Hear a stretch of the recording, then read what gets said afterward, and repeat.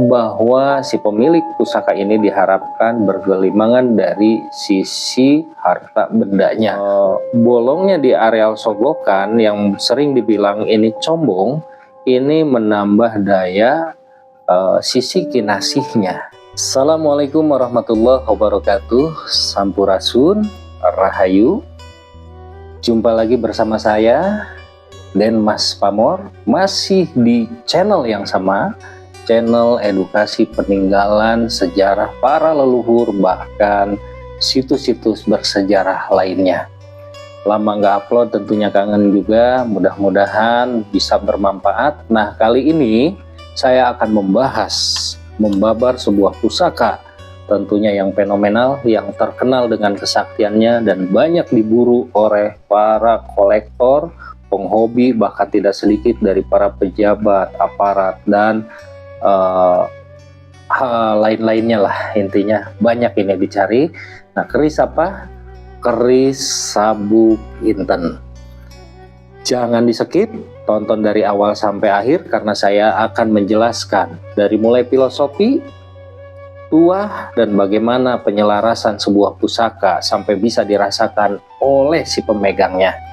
Oke, stay tune, jangan di skip.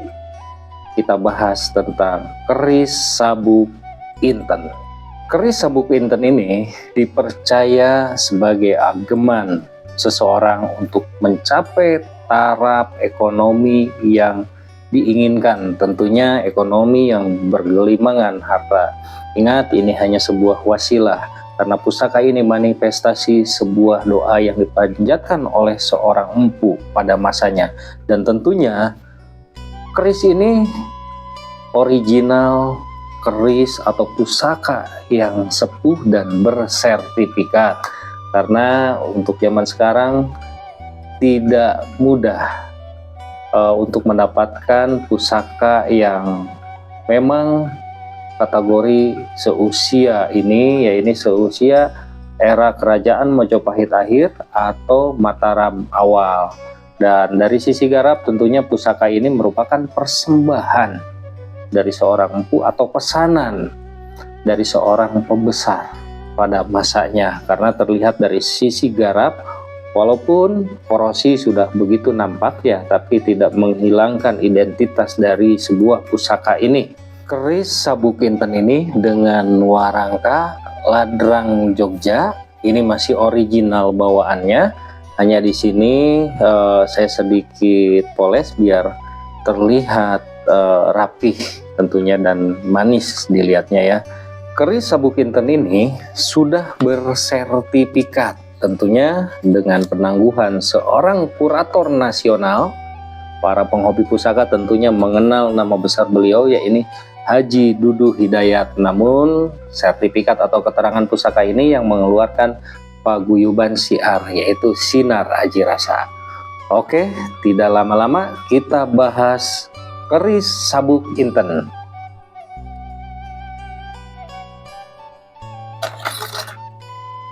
Nah, inilah keris Sabuk Inten. Keris Sabuk Inten memiliki ciri yaitu look 11 dengan ricikan, sekar kacang, lambe gajah, dan jalen. Ini untuk Sabuk Inten, lambe gajahnya 1, dan memiliki tikel alis, sogokan rangkap, serawean, ripandan atau gereneng. Nah, ada juga yang memang memiliki ciri khas odo-odonya yang begitu tegas, menandakan bahwa pusaka ini merupakan mahakarya dan persembahan seorang pembesar pada eranya. Keris Sabuk Inten ini bertangguh Mataram Senopaten sesuai yang ada di sertifikat, yaitu pada abad 14 ya. Makanya cengklok atau garap yang ada di keris ini bisa masuk ke Mojo, bisa ke Mataram awal. Nah, ini dia pusakanya. Sejarah keris ini saya dapatkan dari seseorang yang berdomisili di Bogor, dan konon beliau itu salah satu terah dari kerajaan yang ada di wilayah Jawa sana. Itu keris ini sempat juga ini ke daerah Sumatera, namun bahasanya mungkin tidak bisa merawat atau entah apa, keris ini dipulangkan lagi sampai akhirnya beliau sendiri waktu itu mengalih rawatkan kepada saya. Secara filosofi, sabuk inten, sabuk itu merupakan pengencang atau ikat pinggang yang melambangkan bahwa pemilik pusaka ini harus bekerja dengan sungguh-sungguh, bekerja keras, dan tentunya harus hati-hati karena ikat pinggang itu simbol daripada kerapihan dan sebuah kewaspadaan tentunya ya. Nah, inten sendiri merupakan perlambang pencapaian tentang kegemerlapan sisi duniawi. Jadi di sini sabuk inten memiliki makna bahwa si pemilik pusaka ini diharapkan bergelimangan dari sisi harta bendanya.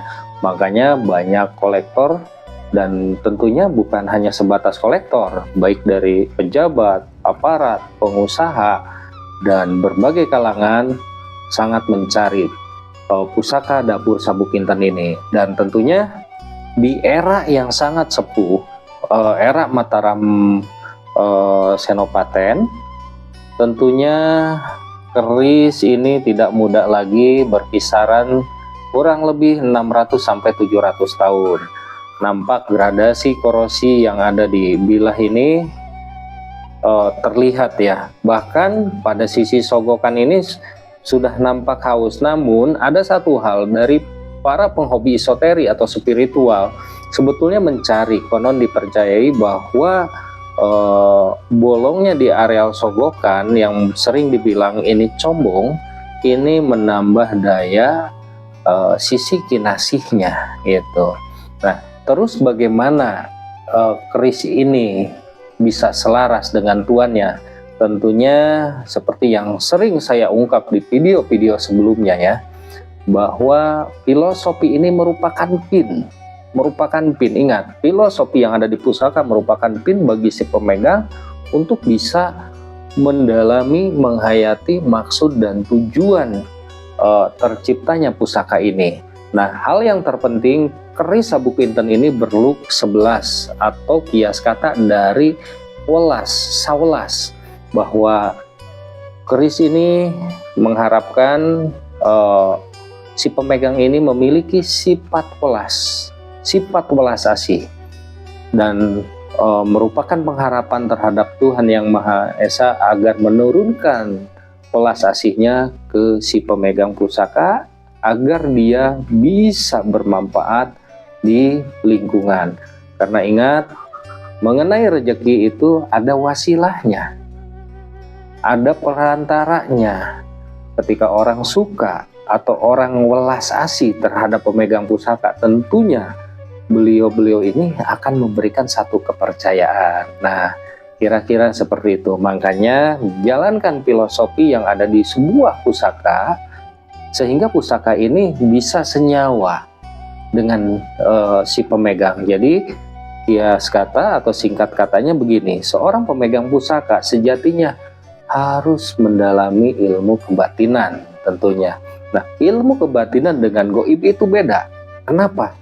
Setiap orang memang diwajibkan memiliki atau mempelajari kebatinan atau batiniah, karena diri manusia ini tercipta atas dua unsur, satu raga, yang kedua batiniahnya. Itu raga butuh makan, butuh minum, butuh istirahat, sedangkan ruhani kita butuh dengan kemanunggalan terhadap Sang Hyang Widi. Bagaimana mencapainya? Tentunya dengan sebuah ketenangan, dengan sebuah sifat welas asih dan keyakinan tentunya. Nah, makanya seorang pemegang pusaka diharapkan tidak gemerusu, tidak emosian, sifat welas asihnya selalu ada, iri, dengki, jahil, kaniaya itu harus dibuang jauh agar manifest yang ada di pusaka ini bisa sinkron dengan si pemilik pusaka. Nah, simple ya. Terus pamor yang ada dalam pusaka ini, pamor banyu tetes. Nah, pamor banyu tetes ini dipercaya sebagai perlambang kerejekian. Jadi tetesan air itu ibarat sebuah rejeki yang tidak pernah putus tentunya. Nah, terus bagaimana Kang Denmas seandainya saya ingin memiliki pusaka-pusaka yang memang ada di video yang diedukasi? Silahkan, kontak nomor telepon di sini ada, bisa langsung WA dan tentunya pas respon telepon aja ya. Oke, sekian dari saya di video singkat ini. Semoga tontonan ini menjadi sebuah tuntunan. Apabila ada kesalahan dalam kata-kata tingkah laku saya, mohon maaf yang sebesar-besarnya. Dan apabila ada suatu hal yang bisa bermanfaat untuk semuanya, silahkan. Kita di sini hanya sharing, hanya mengedukasi. Wabillahi taufiq wal hidayah. Wassalamualaikum warahmatullahi wabarakatuh.